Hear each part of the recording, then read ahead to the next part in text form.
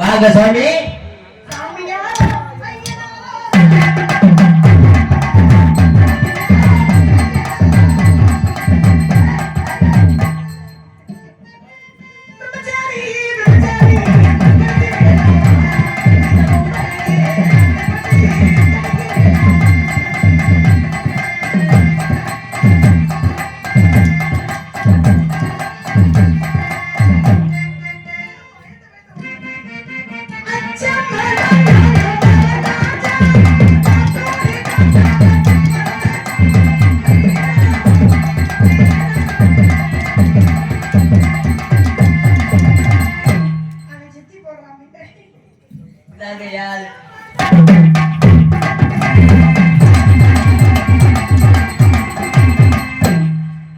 தீபாவளி செலவுக்கு காசோட வந்துட்டு போயிட்டு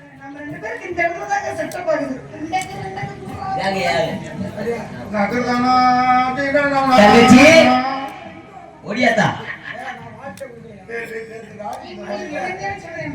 பாத்துங்க நல்லபடியா ஒரு ஆசீர்வாதம்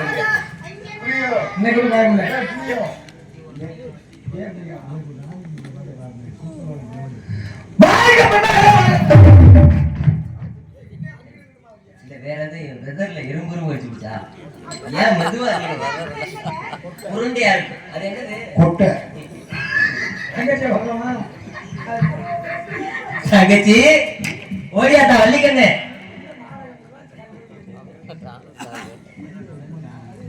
கூப்பிட்டு சொல்லிட்டே போயிடும் கூப்பிட்டு சொல்லிட்டு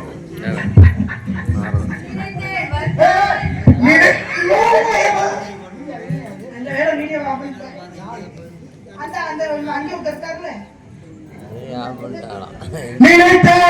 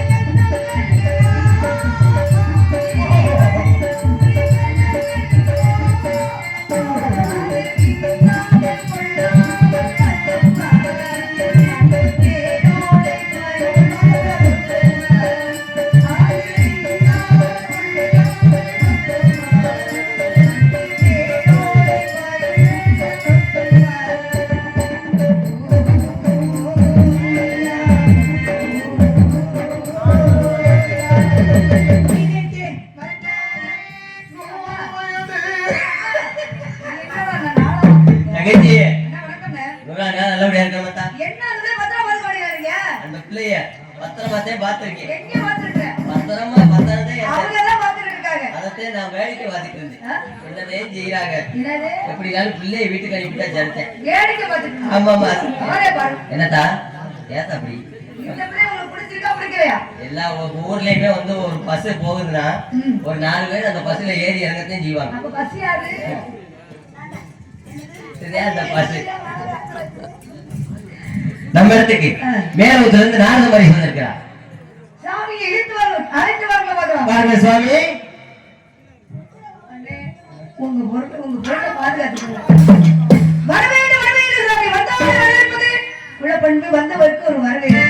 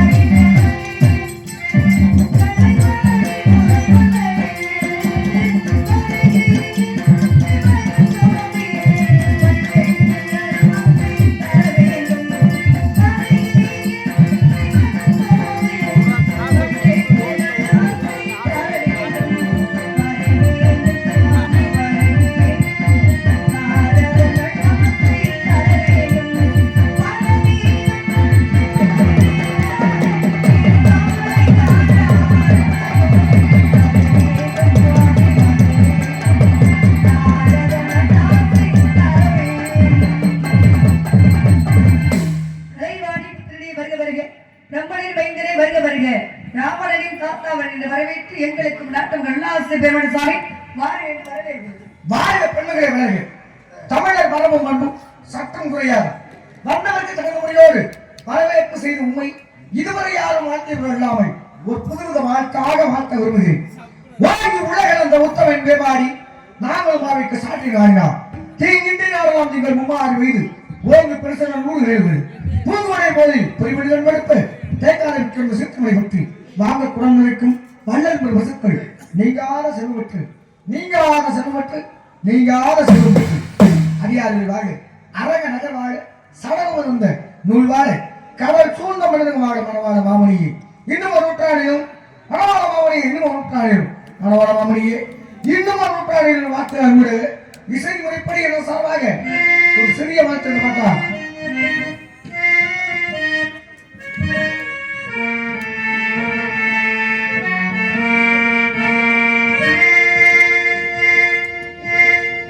நல்ல மனம்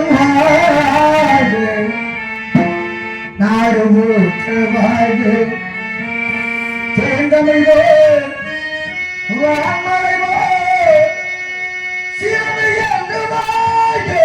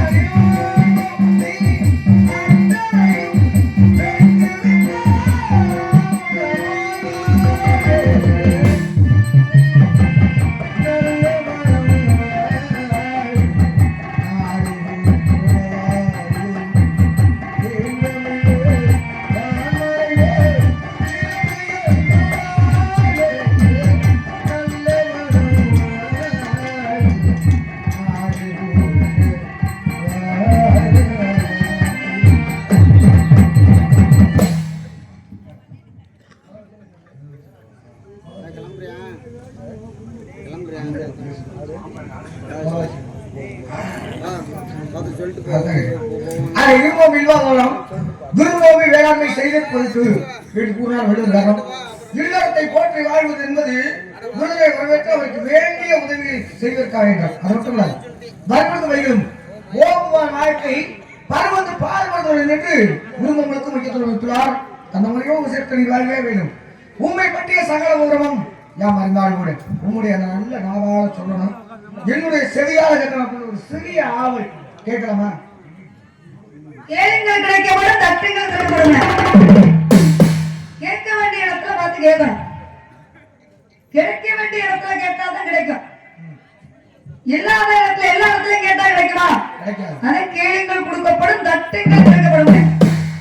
முறையோட வந்ததுன்னா முறை இல்லாமல் வந்தது. முறையோட தட்டினா பொற்கை பாண்டியன் அப்படின்னு ஒரு சிறப்பு கிடைச்சிச்சு. குலசேகர பாண்டியன் அப்படின்னு சொல்லக்கூடிய பொற்கை பாண்டியன். முறை தவறு தட்டினாலும் என்ன கிடைச்சது? இந்திரனாப்பட்டவன் எதை நோக்கி நீ வந்தியோ, எதுக்காக ஆசைப்பட்டு வந்தியோ, உடம்பு கூட அதுவாக போக கடவுள், அதான் யோனியாக போக கடவுள். நடந்தது நடக்க போகுது அனைத்து உங்களுக்கு தெரியும். ஆமா, நான் யாருன்னு உங்களுக்கு தெரியும். எனக்கு தெரியும். நான் எதுக்காக வந்திருக்கேன்னு தெரியும். நான் எப்படி பிறந்தேன்னு தெரியும். இப்ப என்னைய தேடி நீங்க வந்திருக்கீங்க. எல்லா விவரமும் தெரிஞ்சிருந்தாலும் கூட தெரிஞ்சுக்கலாம்னு ஆசைப்படுறேன். தாங்கள் தான் சொன்னீங்க என்ன பத்தி உங்களுக்கு தெரியல, அப்புறம் ஏன் தெரிஞ்சுக்கலாம் நீங்க ஆசைப்படுறீங்க? அது தெரிஞ்சிருக்கா அப்படின்னு கேட்கிற கேள்வி ஒண்ணு இருக்கு, தெரிய வைக்கணும் அப்படிங்கிற ஒரு கேள்வி இருக்கு, சரி தெரிஞ்சு இருக்கணும் அப்படின்னு கேட்கக்கூடிய கேள்வி இருக்கு. ஆமா, இதுல தெரிஞ்சு இருக்கும் அப்படின்னு நினைச்சுட்டு தான் நான் கேள்வி கேட்கிறேன். இருந்தாலும் நீங்க சின்ன பிள்ளை, என்னதான் இருந்தாலும் உங்களுடைய பிறப்பு வளர்ப்பு மட்டும்தான் உங்களுக்கு தெரியும். பிறப்பு உங்களுக்கு தெரியுமா? உங்க அப்பா யாரு? நம்பி. உங்க அப்பா நம்பி நம்பிராஜன். அம்மா நங்கி கோபி. அவங்கள பெற்றிருப்பாங்க இல்லையா? வளர்ப்பு பிள்ளை. அப்பா வளர்த்ததுனாலதான் உங்களுக்கு தெரியுது. இவங்கதான் வளர்த்துருக்காங்க. அப்பா யாருக்கு பிறந்தீங்க அப்படிங்கிறது தெரியுமா உங்களுக்கு? தெரியாதுல்ல. அதுக்காகத்தான் நான் கேட்கிறேன். ஒரு சில எல்லாரும் பெரியோர்கள் இல்ல, சிறியோர்கள் இல்ல. கட்டது கையளவு, கல்லாதது உலக அளவு. உங்க அண்ணன் கூட கேள்வி கேட்டேன். தமிழுக்கு இலக்கணத்தை வகுத்தது யாரு அப்படின்னு கேட்டா அகத்திய மாமுனிவர். குள்ளமுடி அப்படின்னு சொல்லக்கூடிய அகத்திய மாமுனிவர். ஆளு குட்டியா தான் இருப்பாரு. குட்டியா தான் இருப்பாரு. நெட்டையை நம்பினாலும் குட்டியா நம்ம கூட அப்படின்பாரு. எதுக்காக அது சொன்னாங்க தெரியுமா? எவ்வளவு பெரிய கவியா இருந்தாலும் சரி, அவ்வளவு பெரிய கவியா இருக்கு, எத்தனையோ வார்த்தையெல்லாம் வரும். ஆனா மேல 4 சீரு, கீழே 3 சீரு, மொத்தம் 1.25 அடி. 1.25 அடிக்குள்ளேயே ஒரு மனிதனோட வாழ்க்கையை வந்து அடக்கி வச்சிருக்காரு. யாரு? வள்ளுவர்.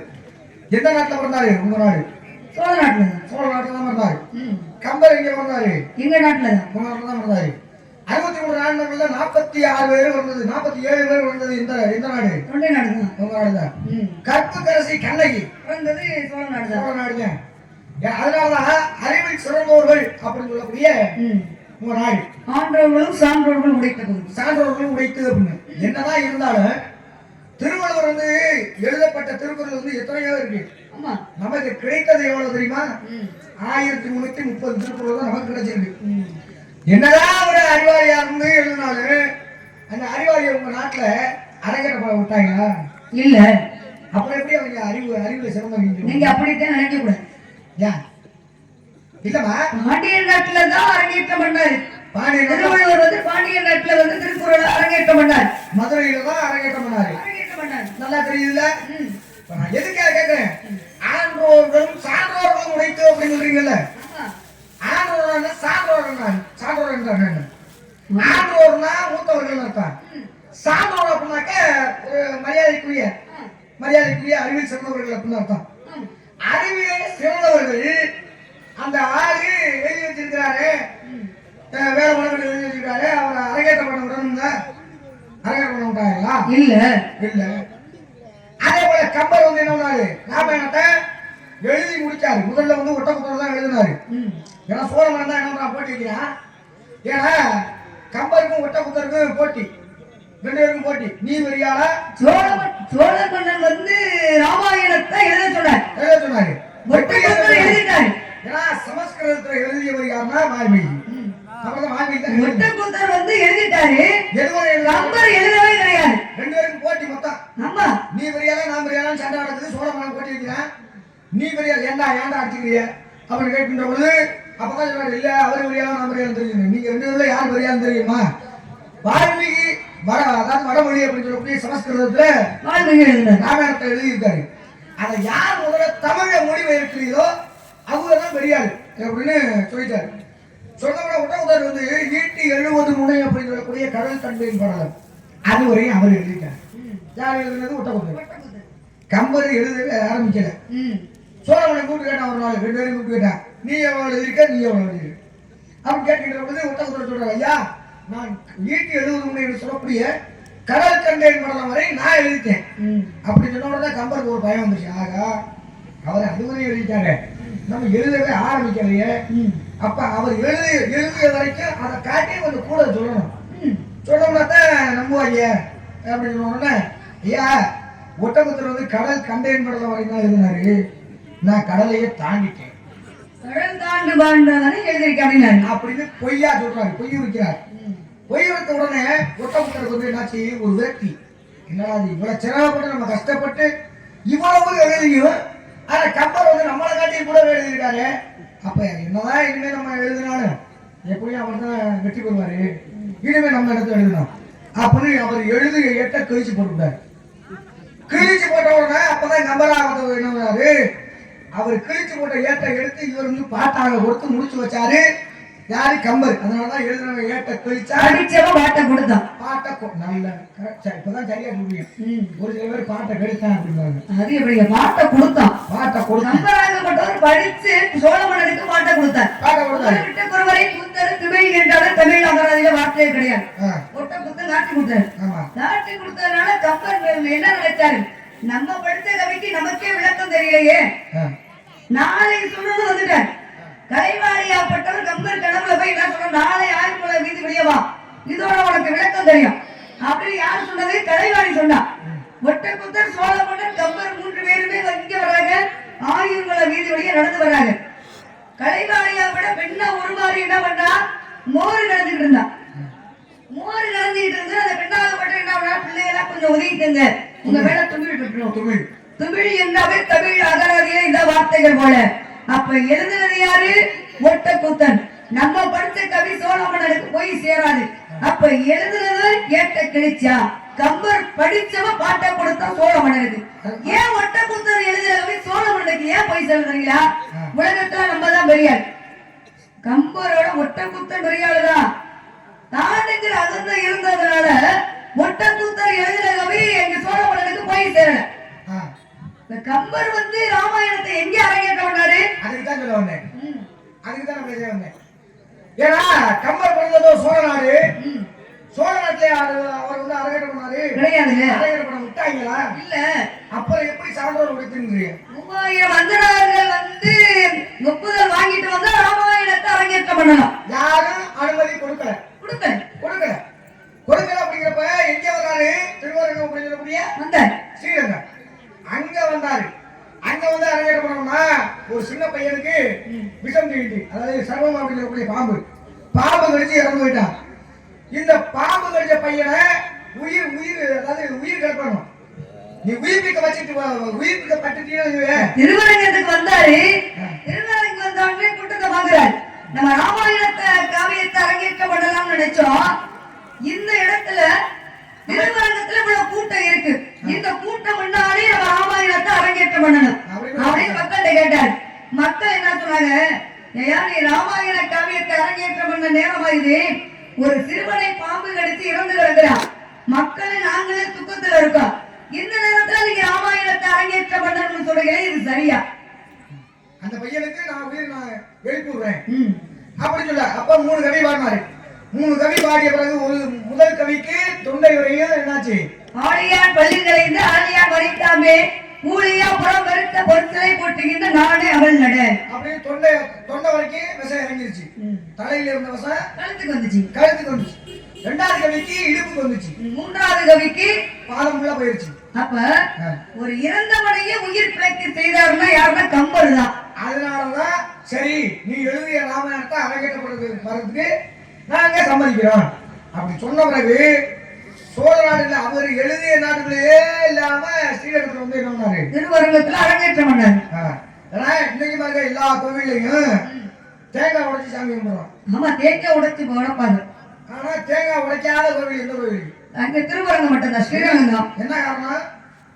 அவரு வந்து என்ன காரணம் அப்படின்னா திருப்பாற்கடல்ல வந்து அமர்ந்திருக்கிறது யாரு? என்னுடைய பாட்டன மட்டும் மகாவிஷ்ணு. எப்படி இருக்காரு? செயல்ந்து கொண்டிருக்கிறார். ஆதிசேஷன் அப்படி சொல்லக்கூடிய பாம்பு மேல செயலித்துக் கொண்டிருக்கிறார். தூங்குறாங்க சொல்லுவாங்க, தூங்குறாங்க. அது எப்படிங்க? இறைவனே தூங்கிட்டா உலகத்தை காக்குறது யாரு? இறைவனே மட்டும் இல்ல, காக்கக்கூடிய கடவுளே அவர்தான். அவர்தானே காக்கக்கூடிய கடவுளே தூங்கணும்னா உலகம்லாம் என்ன ஆகும்? இருளே தூண்டுவோம். அப்ப எதனால செயல்ந்து கொண்டிருக்கிறார். என்ன காரணத்துக்காக? மக்களை காப்பதற்காக அவர் இருக்கார். அப்ப இந்த நேரத்துல அவர் மக்களோட காக்கிறதுக்காக அவர் நிலைமையில இருக்கும்போது தேங்கிய உழைச்சவனா அவருடைய நிஷ்டை கலைஞ்சிடும்.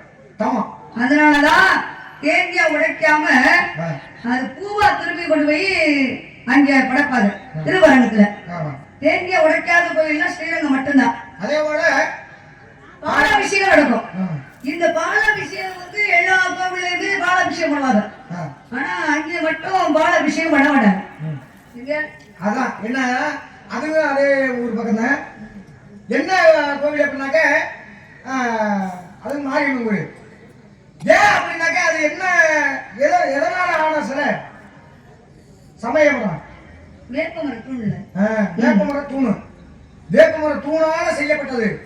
வேப்பமரத்துல மரத்துல போயிட்டு பாறை ஊத்துறோம்னா என்ன ஆகும்? கரைஞ்சிடும். கரைஞ்சி போயிரு, துரு பிடிச்சி போயிரு. இரும்புல இரும்பு இருக்குல்ல, இரும்புல பாறை ஊத்துவீங்க என்ன ஆகும்? துரு பிடிச்சி போயிரு. அப்ப அப்பேற்பட்ட சக்தி எதுக்கு உண்டு? பாலுக்கு உண்டு.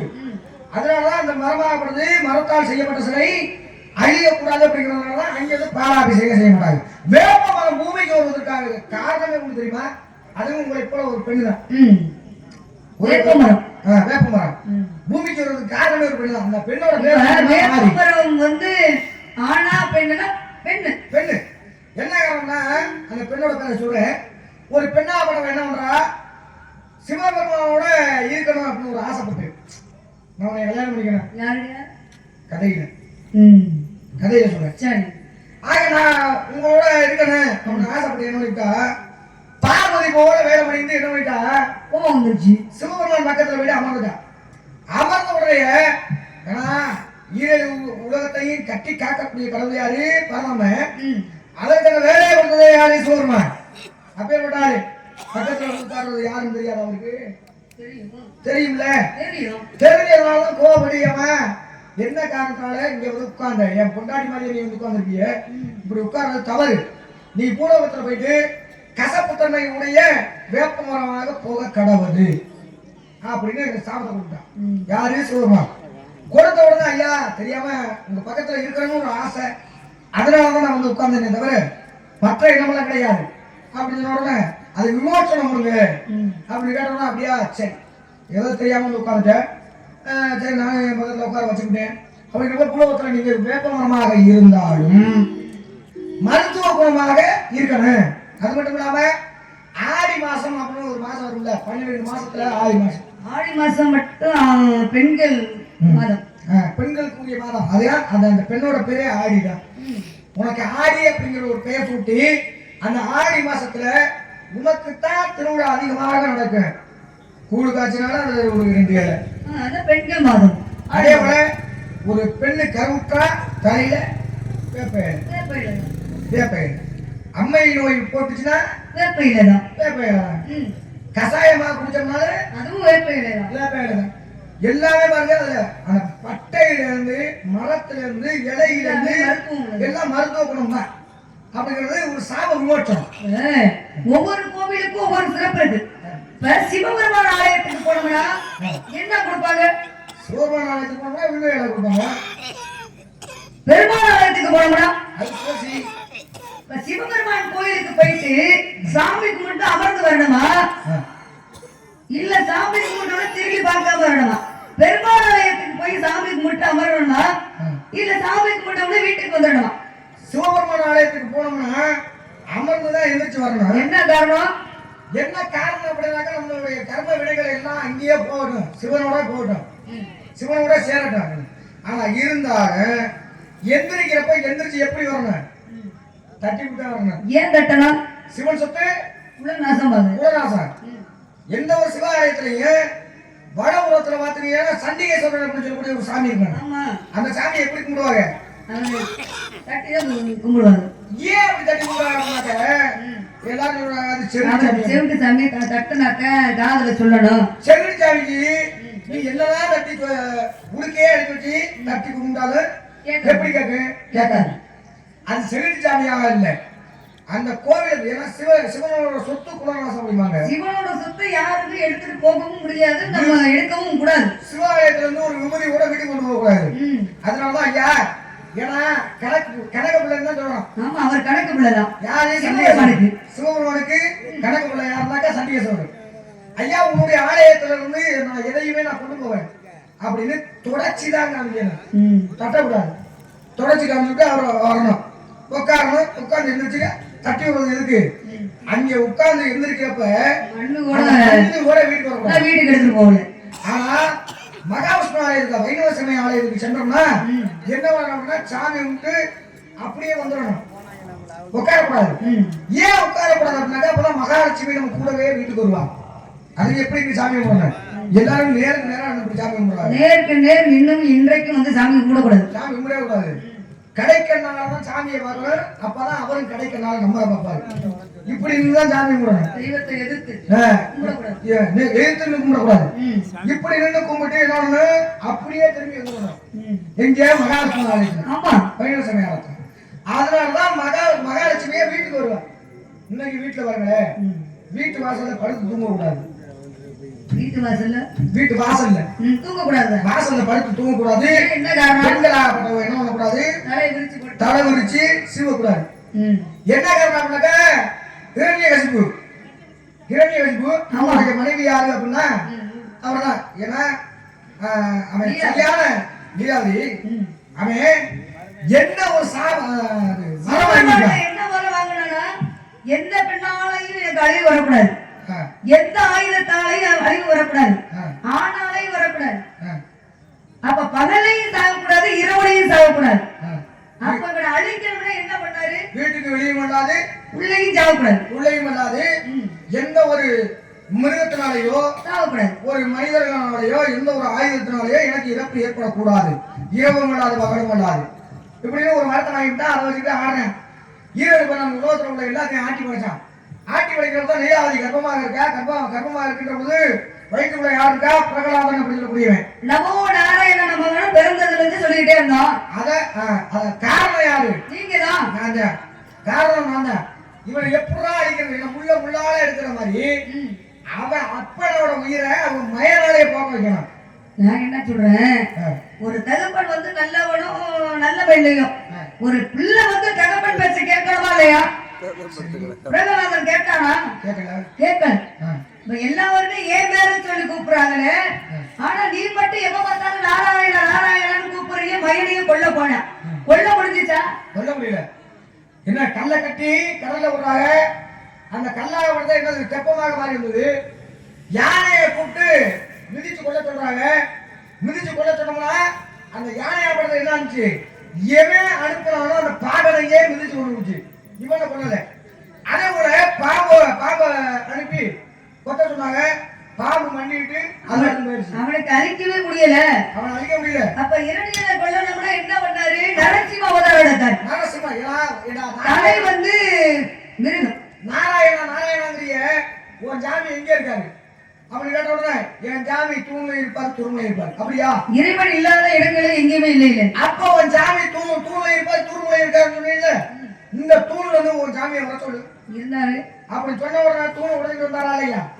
மனித உடலோடும் சிம்மம் உடைய சொல்லக்கூடிய சிங்கத்தோட தலையோட வந்தார். அதான் இரவலுமே இல்லாம பகல்லையும் இல்லாம வெளியும் இல்லாம உள்ளயும் இல்லாம எப்படி கொண்டாரு? மாசப்படியில அதுவும் அந்தரத்திலும் இல்லாத கீழையும் இல்லாம ரத்தமாவது கீழே விழுதாங்க அளவுக்கு.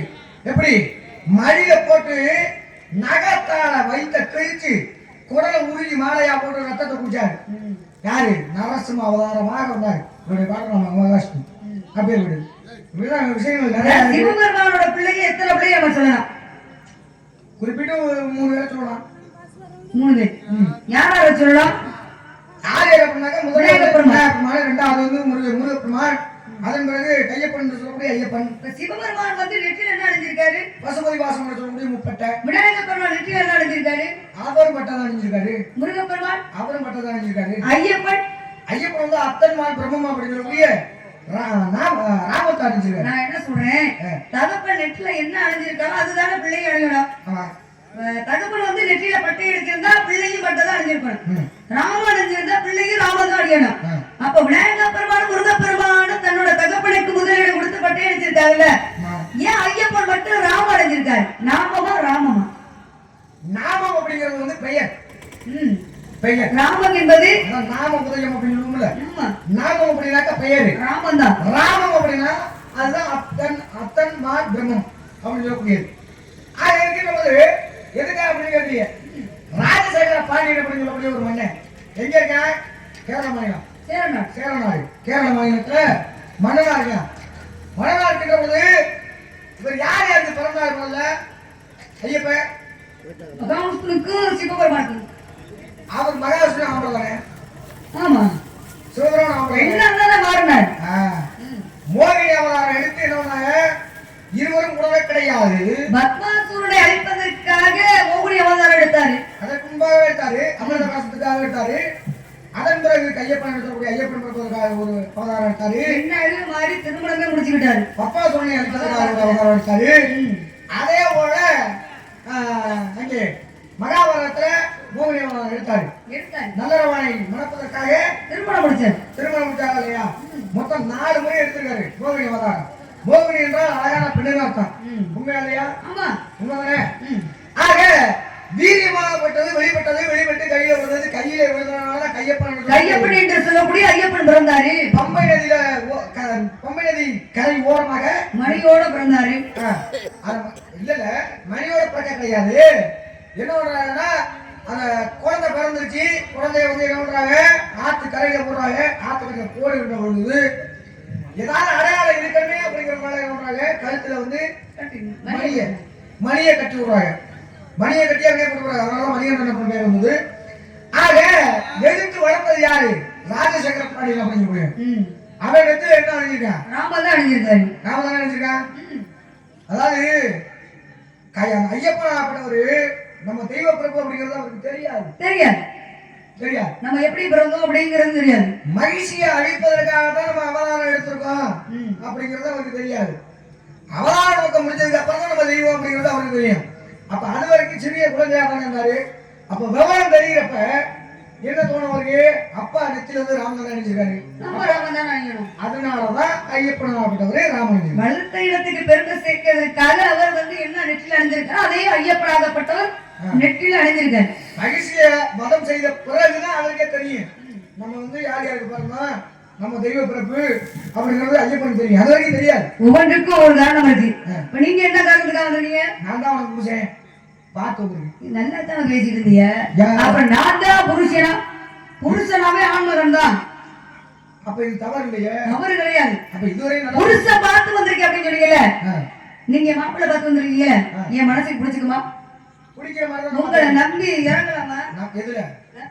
என்னை நம்பி கிணத்துல விடாங்களா? பார்த்தா அப்படி கொண்டு தெரியலையா? மாப்பிள்ளை பேர் சொல்லுங்க. முடிச்சா கல்யாணம் பண்ணிக்கிறேன், பிடிக்கலன்னா பிடிக்கல பாரு. சுருக்கமா சொல்லுவா இல்ல பெருமையா சொல்லுவா? சொல்லுங்க. சுருக்கமா சொல்றேன். முருகப்பெருமான வார்த்தையை பார்த்து வந்திருக்கேன். பிடிக்கல. யாரு கேட்குறீங்க? முருகப்பெருமான். போய் 2ஆம் நாள் கல்யாணம் பண்ணிக்க சொல்றீங்க. எவ்வளவு வேலை விட்டு கொடுப்பா? வாழ்க்கை விட்டு கொடுக்கறது தட்டவாத்தி சண்டை வரும். ஒரு நாளைக்கு ஒரு நிலைவரடி முதல் 1108 சுக்குதா வெடிக்கும். அங்க இருந்து வந்தீங்க நாராயணன். நீங்க கணக்கு பண்ண நானா கிடைச்சு தார 2ஆக இருக்கலாம். என்ன இதை தொட்டு போயிருந்தோம்னா மகாபாரதத்துல போது ராமாயணத்துக்கு போயிடும். மணி ஆயிடுச்சு. அப்படின்னா சுருக்கமா அதனால என்ன தார 2ஆக இருந்தாலும் தார நீங்க தான் முதல்ல. அது எப்படிங்க குலம்? எங்க குலம் பிடிக்கா பிடிக்கலையா? நான் என்ன செய்ய குல வழக்கமே கூட்டிட்டு விடுறத வழக்கம். ஆமா எங்க வழக்கம். ஆனா மனசும் சேர்ந்தா தான் கூட்டிட்டு போடுவோம். மனசுக்கு பிடிக்காத அப்படியே நாங்க அடிக்க மாட்டோம். என்னுடைய வேள்வியில் இருந்த ஆட்டுக்கிடாவை அடக்கிய வீரர் யாரு? முருகன். அவர் அசுரனோட வந்து ஆணவத்தை அழித்து தான் பக்கத்திலே வச்சிருக்காரு. சுத்த வள வேண்டுமா சுடாத வளம் வேண்டுமா என்று அவையின் அறிவை சுட்டி காட்டியவர் யாரு? அவரும் முருகப்பெருமானை வந்து மனசுல கடவுளாத்தான் நினைக்க முடியும். நான் எப்படி கடவுளா நினைக்க முடியுமா? மனசுக்கு பிடிக்கவே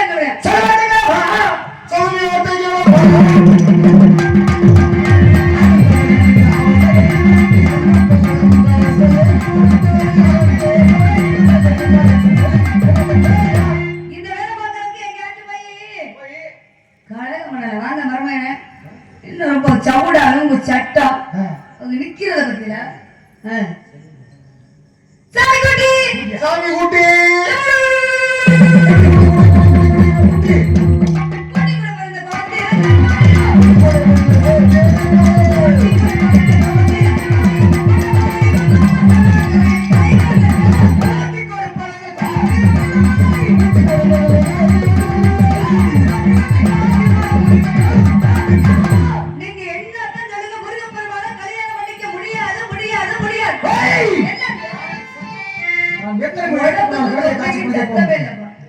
கடலை கோலம் இருக்கிறார் இன்று சூரிய அஸ்தமனத்திற்குள் உமக்கு அந்த முருகப்பெருமானை திருமணம் செய்து வைப்பு.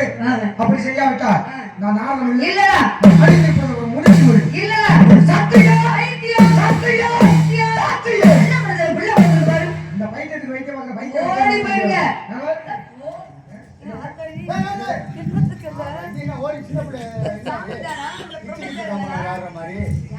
நோக்கமாக இருப்பார் முருகா என்னது